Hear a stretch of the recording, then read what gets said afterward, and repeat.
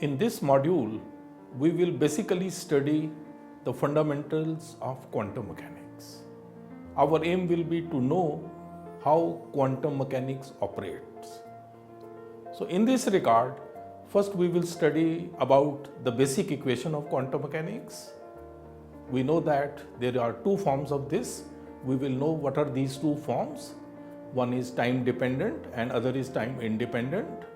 And after that, we will study what are the various steps which one follows while studying quantum mechanically a system. And lastly, we will also study how to write Schrödinger equation for a chemical system. So these will be the four major steps which we will be studying in this module. Now we have already studied in the previous module as to how quantum mechanics originated from the failure of classical mechanics. We have learned that classical mechanics could not very well explain the behavior of certain experimental phenomena and how it led to the origin of quantum mechanics. This has already been discussed. We now know that quantum mechanics is basically a theoretical science, a science which takes into account the dual behavior of microscopic matter. And what's this dual behavior? This dual behavior is particle character and wave character. Once it was established that microscopic matter has dual behavior, or in other words, this dual behavior is very significant in the case of microscopic matter, then it was thought how to formulate a science which could take into account this dual behavior of matter. In this regard, two approaches were followed. One was the approach of Schrödinger, and the second was the approach of Heisenberg. The approach of Schrödinger is what we call wave mechanics or Schrödinger's quantum mechanics. And the approach of Heisenberg is called matrix mechanics. This is so because its basic formulation is matrices, whereas in the case of Schrödinger, the basic formulation is partial differential equation. At a first sight, it looks as if the two approaches are different, but Dirac showed that in essence these two formalisms may be different, but in essence both are the same. In our course, we will be dealing with Schrödinger's quantum mechanics, which is based on partial differential equations. Now, if we have to study quantum mechanically any system using Schrödinger's quantum mechanics, how does one start? There is a fundamental equation of Schrödinger's quantum mechanics, and that is called Schrödinger equation. This equation is normally written in two forms. One is time dependent Schrödinger equation and the other is time independent Schrödinger equation. If we look at the time dependent Schrödinger equation, here one can see that on the left hand side we have H cap. H cap is Hamiltonian, or in other words, it is the total energy operator. In quantum mechanics, whenever we denote an operator, we denote it with the help of a cap, and then is psi, H cap psi. Psi is the wave function which defines the state of the system. And then on the right hand side we have iota H cross. H cross is H upon 2 pi and then del psi by del t. This is time dependent Schrödinger equation. But please remember that this equation is used only for non-conservative systems. That means those systems where energy changes with time. But in our course, what we will be studying here, we will be focusing on time independent Schrödinger equation, which is written as follows. Time independent Schrödinger equation, as you can see, is written in the form H cap psi is equal to E psi.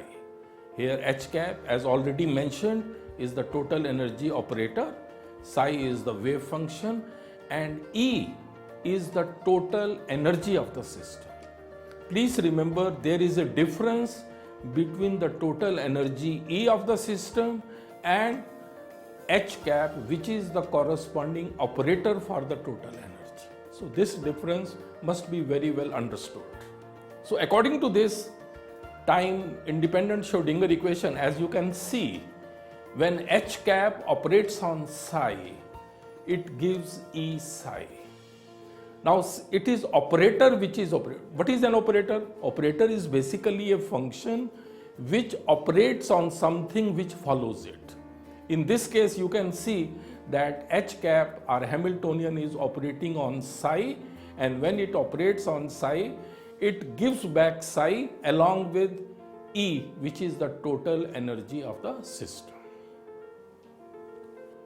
Now one may ask as to what is this Hamiltonian operator, which is the total energy operator. Here I would like to mention that total energy of a system can be divided into two parts, kinetic energy and potential energy. So total energy operator Hamiltonian therefore is made up of two operators, T cap, which is the kinetic energy operator, and V cap, which is the potential energy operator. So this is something which one needs to keep it in mind. After having studied this, now the question comes, how does quantum mechanics approach? How does quantum mechanics in reality operate? If you want to study quantum mechanically a microscopic system, how will you start? So here I would like to mention that the operation of quantum mechanics basically involves 4 steps, and these 4 steps summarize the entire operation of quantum mechanics.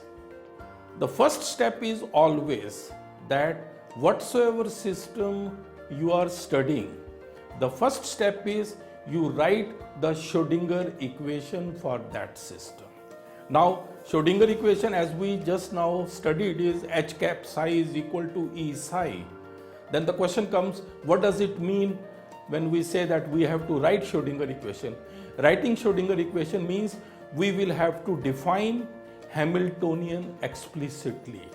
We will have to define what is Hamiltonian. That means what is the kinetic energy operator and what is the potential energy operators. Once these two quantities are defined, then Hamiltonian is defined, and therefore Schrodinger equation stands written. Now I will discuss very briefly some of the examples.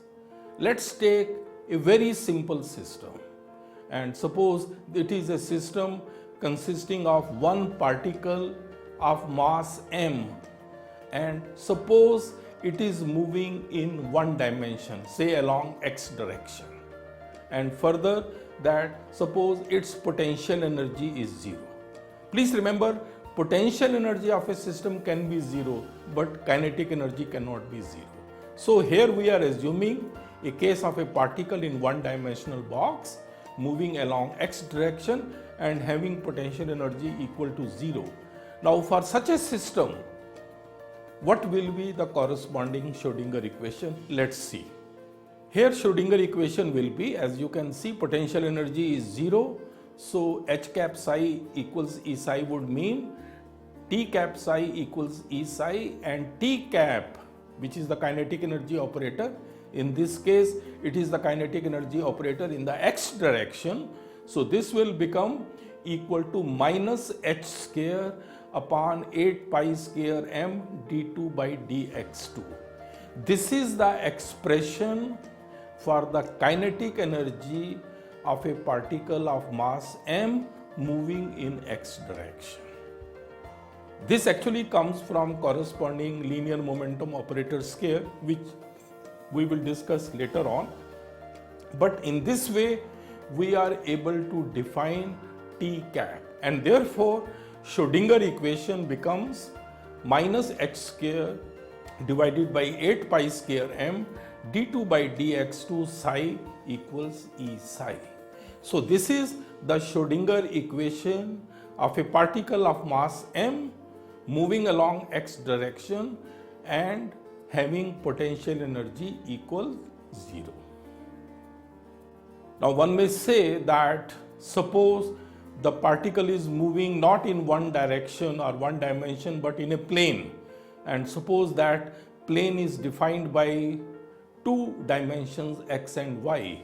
In that case, as you can see here, kinetic energy operator T would be having two values. One will be the contribution coming from x direction, and secondly it would be from y direction. So it becomes minus h square upon 8 pi square m del 2 by del x2 plus del 2 plus del y2 in parentheses.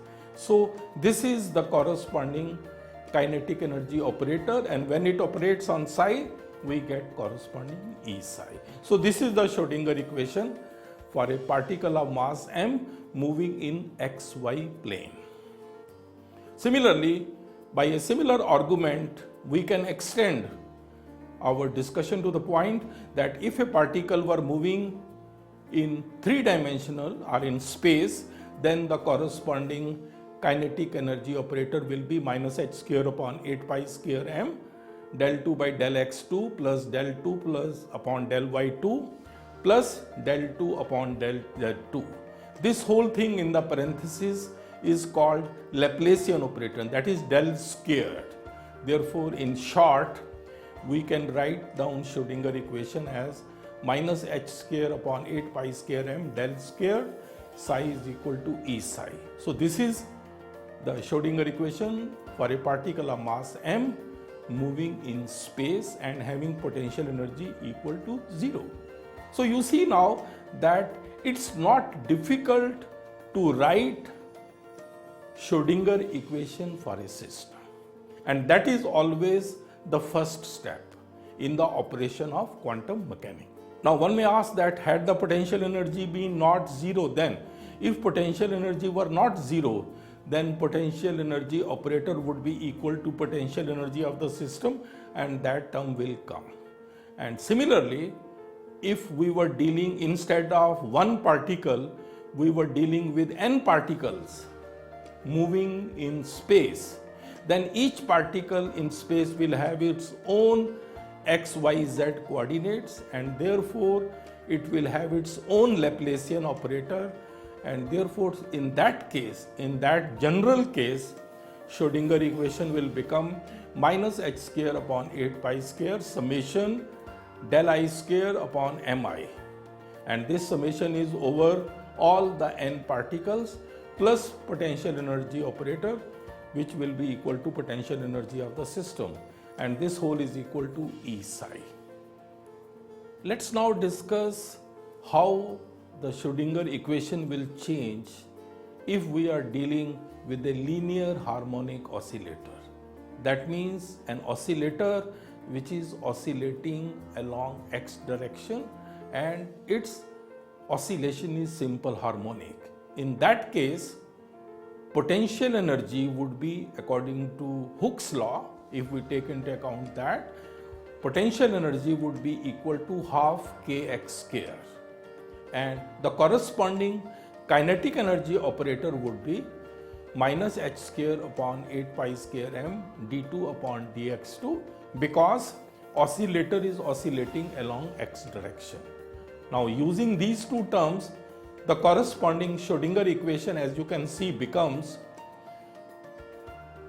minus h square upon 8 pi square m d2 by dx2 plus half kx square. This whole is the Hamiltonian operator. This operating on psi gives you E psi. So that becomes the Schrodinger equation, time independent Schrodinger equation for a linear harmonic oscillator moving along x direction. After having written the Schrodinger equation, now the second step is that we define what are the boundary conditions for the system.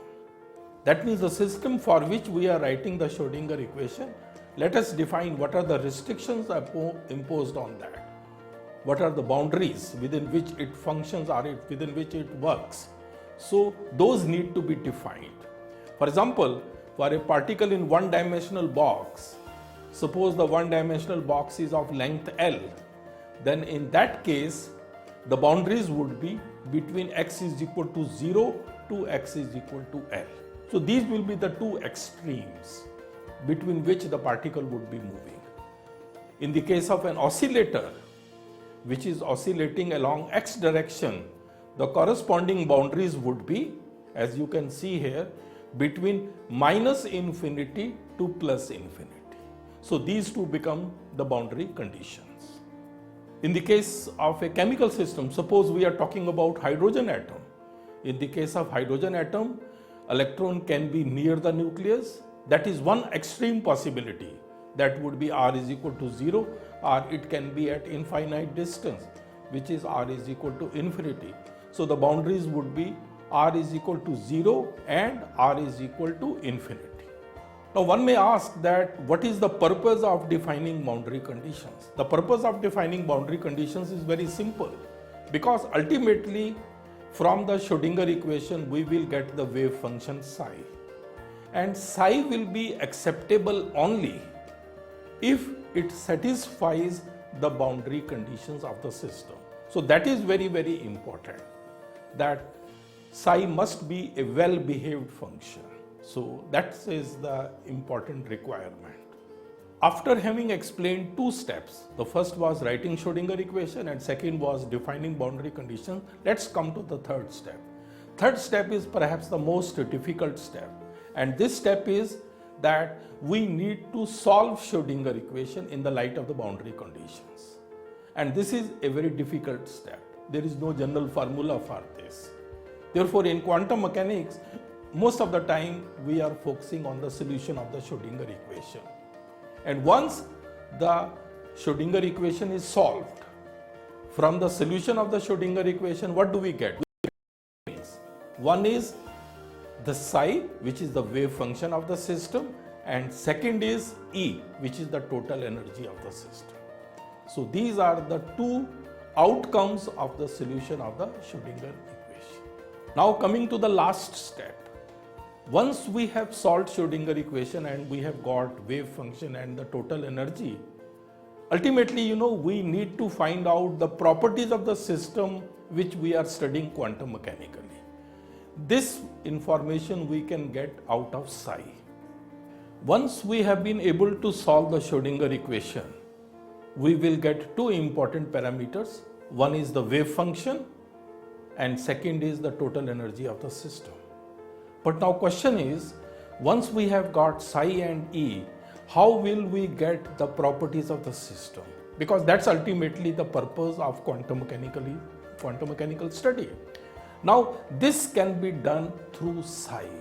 Actually, psi is the most important parameter, psi is the most important function in quantum mechanics, because it contains entire information about the system.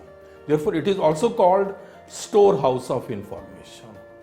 Now, question is how to extract information out of psi, and that comes under our fourth and the last step. Information about the system out of psi can be obtained normally by two important rules. One is, first we will try eigenvalue equation. This we will study in detail, how using eigenvalue equation we can get the values of certain operators or certain properties. And secondly, if eigenvalue equation is not satisfied, then we will use mean value theorem. So that's basically the last step in operation of quantum mechanics. So now you have seen that operation of quantum mechanics is very simple. It revolves around four steps: writing Schrodinger equation, defining boundary conditions, solving Schrodinger equation, and extracting information out of psi. And the entire quantum mechanics revolves around these four steps. If you remember, we learned about how to write a Schrodinger equation. We studied in the context of a particle in box. We studied about harmonic oscillator, etc.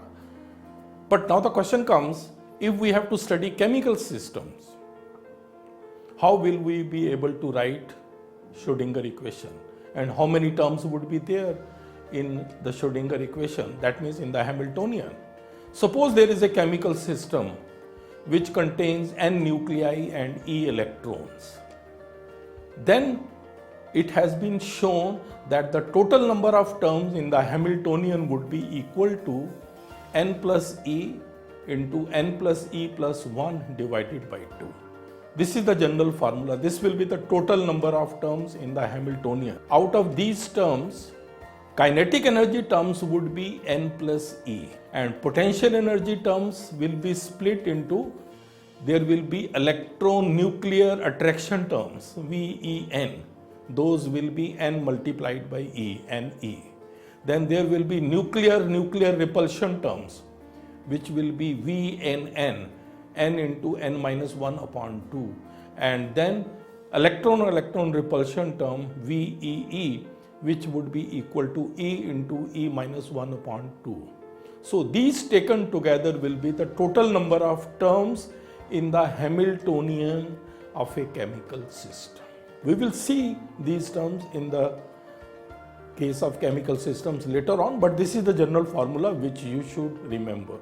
And you can see here that as the number of nuclei and number of electrons increases, the corresponding number of terms in the Hamiltonian will also increase. You can see in the case of hydrogen atom, there is one electron and one nucleus, so there will be only 3 terms. 2 will be the kinetic energy terms of electron and nucleus, and third will be the electron nuclear attraction term. And similarly for other systems it is defined. In the case of carbon, you can see there will be 28 total terms. In the case of methane, which has 5 nuclei and 10 electrons, the total number of terms will be 120. So that means quantum mechanically, as the size of the chemical system increases, solution of the Schrodinger equation becomes a bigger and a bigger challenge. And that's why we use computers in the quantum mechanical study, because manually it will not be possible to handle such large number of equations.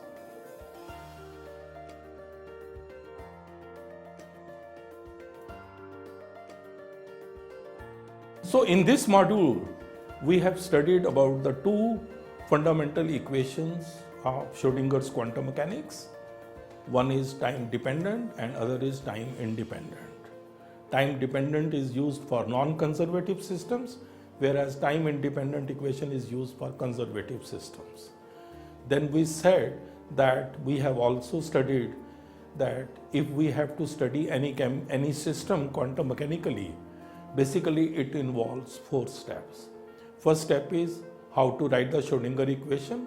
Writing Schrodinger equation means defining Hamiltonian explicitly. So once the Schrodinger equation has been written, second step is defining the boundary conditions for the system. Boundary conditions means the restrictions on the system. And after that, the third step is solving the Schrodinger equation in the light of the boundary conditions. And solving Schrodinger equation means solving the equation to get psi and E. And last step is extracting information out of psi, which is also called the storehouse of information. So these are the 4 steps which help in the operation of the quantum mechanics. And we also learned how to write Schrodinger equation for a chemical system, and we found that as the system becomes larger and larger, equation becomes very, very large. And therefore we use computational methods for storage and for solution of such equations.